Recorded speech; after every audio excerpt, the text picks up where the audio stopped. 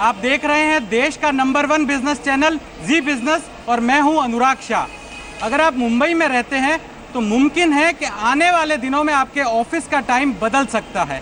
ये भी मुमकिन है कि अभी तक जो आपकी जो वीकेंड की छुट्टी है वो वीकडे में शिफ्ट हो जाए और वीकेंड में आपको ऑफिस जाना पड़े। लेकिन इसी पर रेलवे ने एक स्टडी की है और रेलवे की जो स्टडी है उसको जो है सरकार है आने वाले दिनों में इम्प्लीमेंट कर सकती है। इसी पर है हमारा ग्राउंड जीरो शो और इस ग्राउंड जीरो शो में एक बड़ा पैनल है हमारे साथ। लेकिन आगे बढ़ने से पहले देखिए ये खास रिपोर्ट।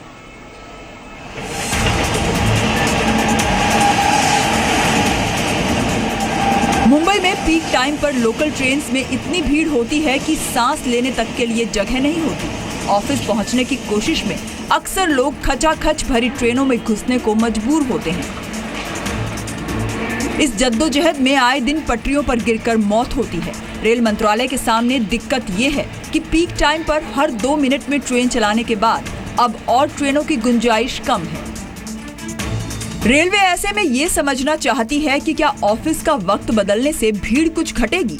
रेलवे के लिए ये स्टडी राइट्स करेगी। राइट्स बैंक, बीमा, ब्रोकिंग फर्म्स, बीएमसी और मंत्रालय के कर्मचारियों की संख्या के आंकड़े जुटाएगी। रिपोर्ट को राज्य सरकार के साथ साझा किया जाएगा। रेलवे राज्य सरकार से फिर ऑफिस टाइमिंग बदलने की गुजारिश करेगी। मुंबई में लोकल ट्रेनों का पीक टाइम ऑफिस जाने के समय और वहां से लौटने के समय होता है।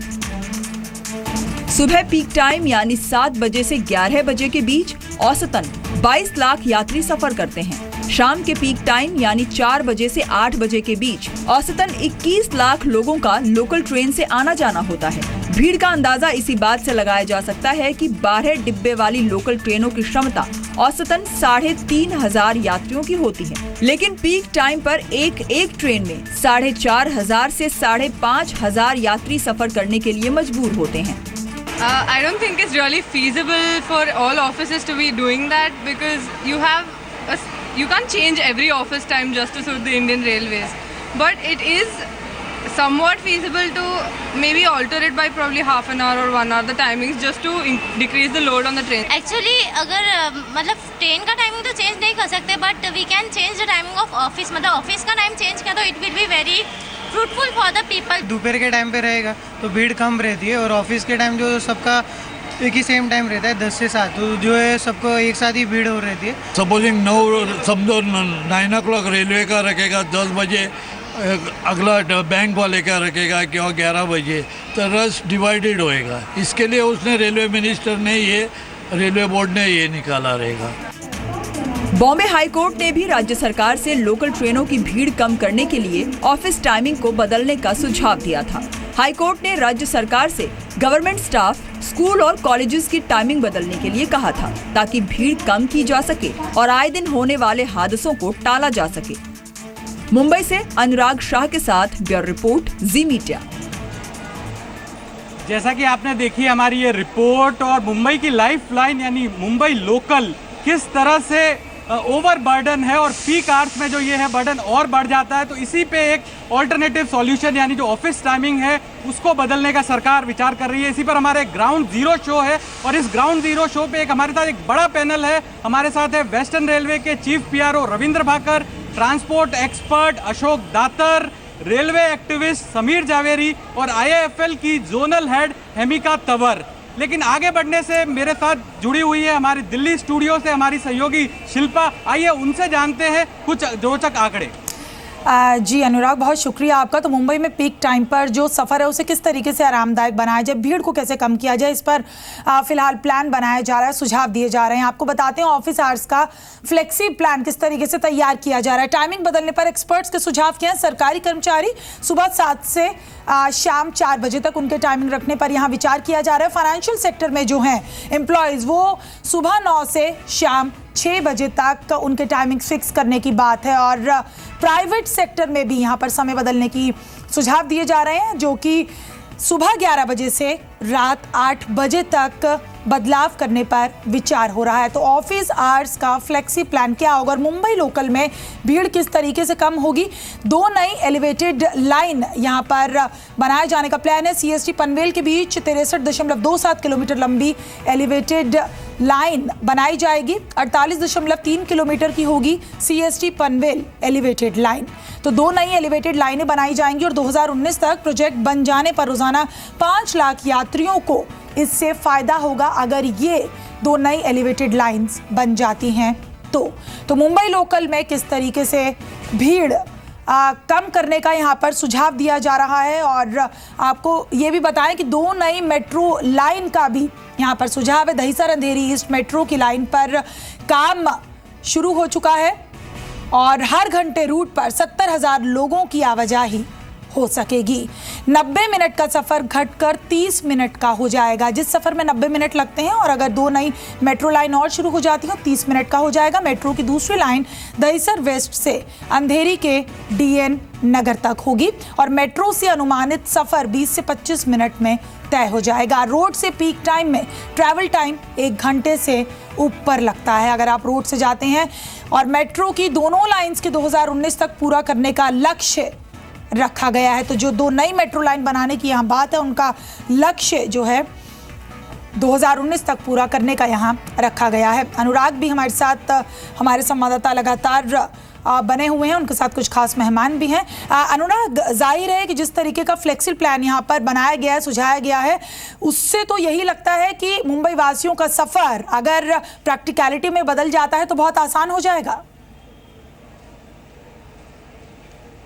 जी बिल्कुल शिल्पा, ये जो एक है पहले जो है बॉम्बे हाई कोर्ट ने भी राज्य सरकार को कहा था कि जो ऑफिस टाइमिंग है उसमें बदलाव किया जाए, क्योंकि पीक आवर्स जो है, पीक आवर्स में ट्रैवल करना जो मुंबई लोकल के अंदर काफ़ी चैलेंजिंग है। उसी को देखते हुए रेलवे एक स्टडी करा रही है और वो स्टडी जो है उसको राज्य सरकार को दिया जाएगा और फिर राज्य सरकार इसको इम्प्लीमेंट करेगी। तो हमारे साथ एक बड़ा पैनल है। सबसे पहले मैं समीर जवेरी जी के पास आऊँगा। समीर जवेरी जी, सबसे पहले तो आपके जज्बे को सलाम करता हूँ मैं। जी बिजनेस आपके जज्बे को सलाम करता है क्योंकि एक रेल हादसे के अंदर आपने एक पैर गंवाया और आप अब एक लड़ाई लड़ रहे हैं कि जो रेलवे से किस तरह से लोगों को अवेयर किया जाए, कैसे ज़्यादा सुविधाएं दी जाए वगैरह। सर, तो आपके मुताबिक ये जो रेलवे अब एक नया प्लान बना रही, कितना फिजिबल लग रहा है आपको?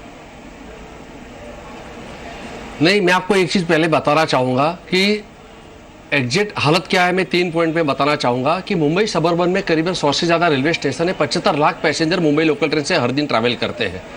जो हमने माहिती अधिकार से आंकड़ेवारी ली है, एक मुंबई सबअर्बन ट्रेन जो 12 डिब्बे की है उसकी कैपेसिटी है करीबन 1200 पैसेंजर को सीटिंग कैपेसिटी है और पीक आवर में करीबन 5,500 को लेके चलते हैं। जैसे आपने अभी दिखाया कि लोग लटक के ट्रैवल करते क्यों, जगह नहीं अंदर जाने की, ठीक है।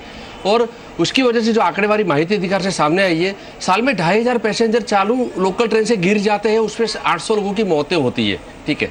अभी ये कई सालों से आ रहा है। तो ऐसा क्यों हो रहा है, मैं आपको बताऊं कि जो मुंबई रेलवे नेटवर्क है उसके डिविजनल रेलवे मैनेजर होते हैं और जनरल मैनेजर जोनल के होते हैं। वो जो ऑफिसर है वो इनकॉम्पिटेंट थे, भ्रष्ट आचरण में लिप्त थे। जैसे महेश कुमार को 3 साल पहले ही सीबीआई ने पकड़ा था भ्रष्ट कांड में। संदीप सलाद मुंबई डिवीजन के डीआरएम थे, उनको सीबीआई ने पिछले साल रेल नीरकांड में पकड़ा।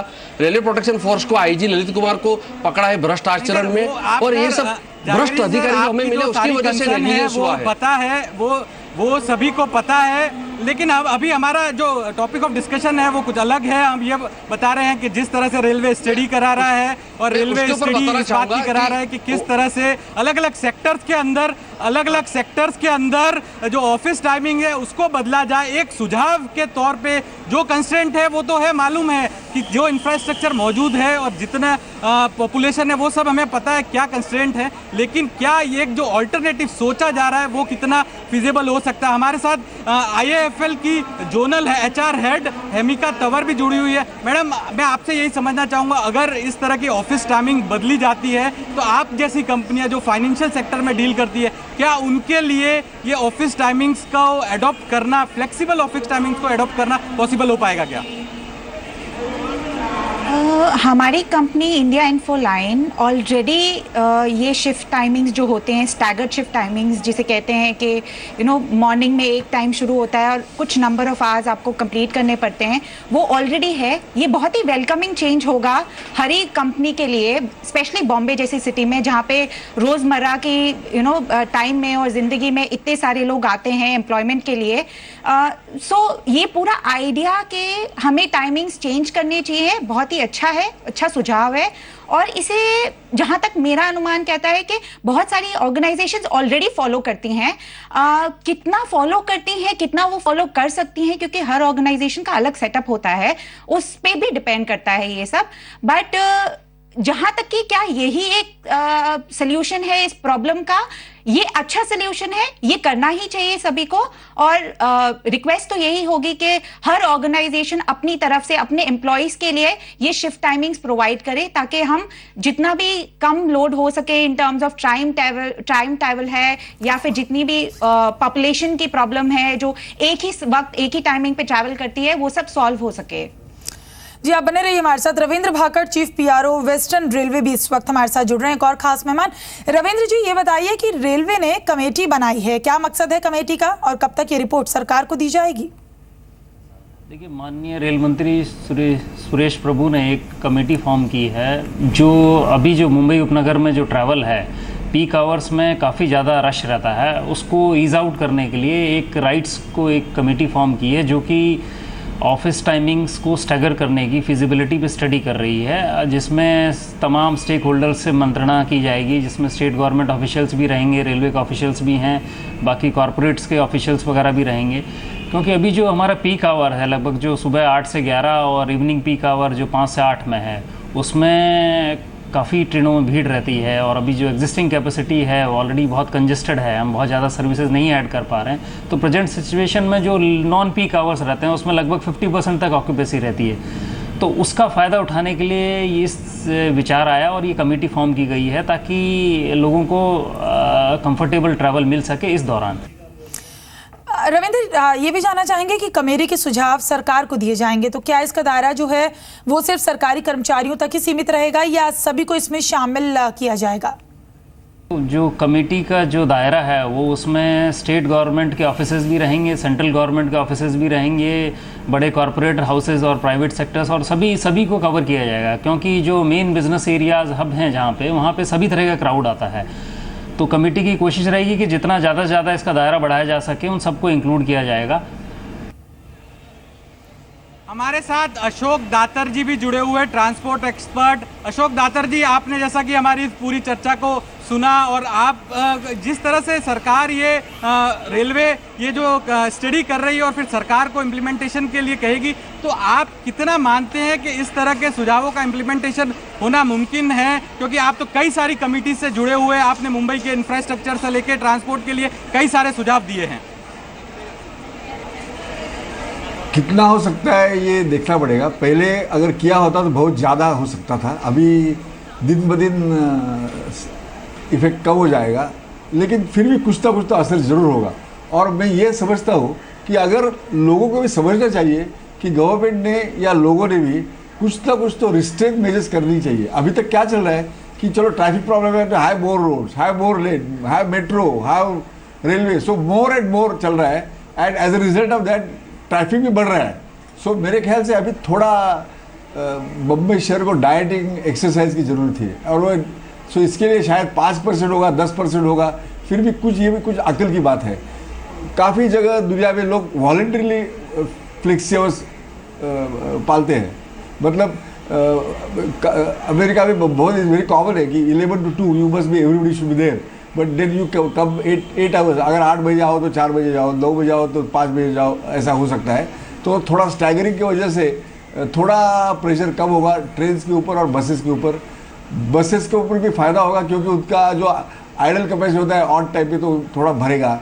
सो इट इज़ बेटर। अब how much better has to be scene.